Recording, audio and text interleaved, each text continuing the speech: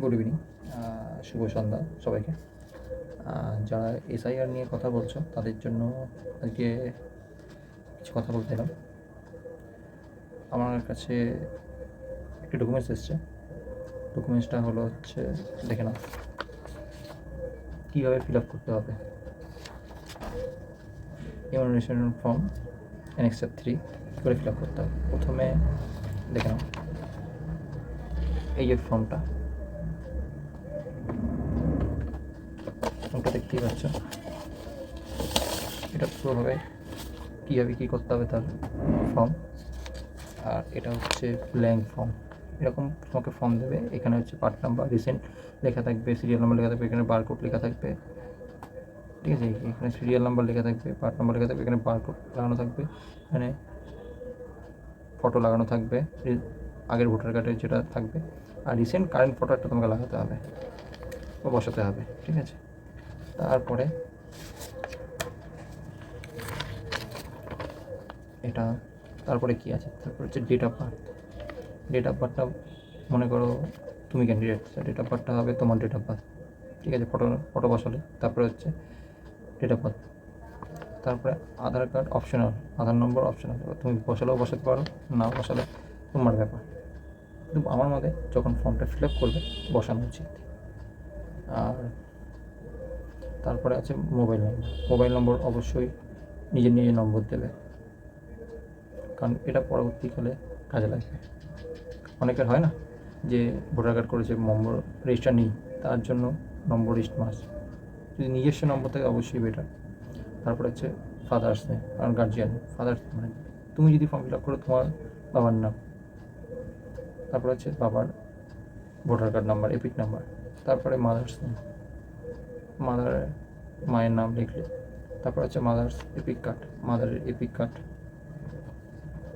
তারপর হচ্ছে spouse name, মানে স্পাউস বলতে মনে করো যারা বিবাহিত তাদের জন্য। হাজব্যান্ড হলে স্ত্রীর নাম লিখবে, স্ত্রী হলে স্বামীর নাম লিখবে। তারপরে সেম এপিক কার্ড, যদি স্ত্রী লেগে স্বামীর এপিক কার্ড নাম্বার লিখবে, স্বামী হলে স্ত্রীর এপিক কার্ড নাম্বার লিখবে। তারপরে হচ্ছে 2002 সালের লিস্টে যাদের নাম আছে, এই দিকটা 2002 সালে যাদের লিস্টে নাম আছে, যেরকম প্রথমে হচ্ছে তোমার নিজের নাম লিখবে। প্রথমে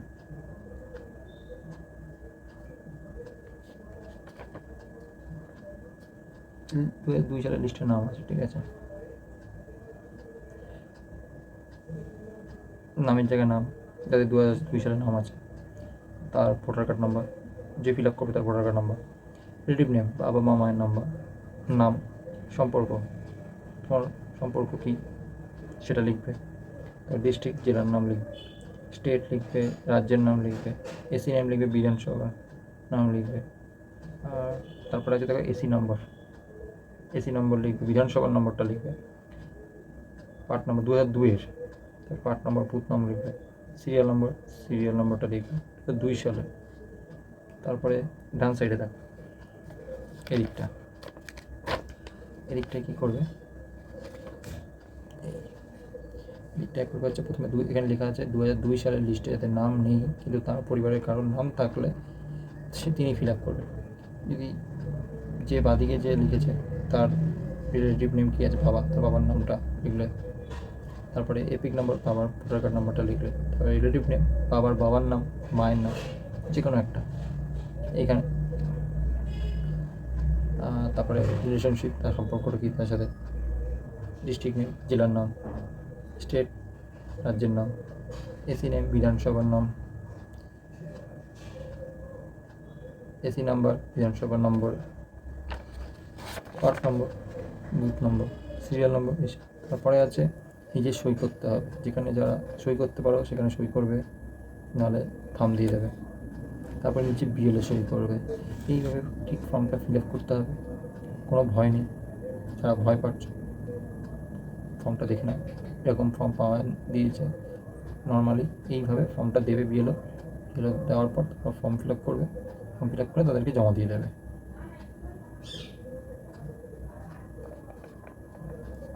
এরপরে ডিটেলস নেক্সট ভিডিওতে হবে।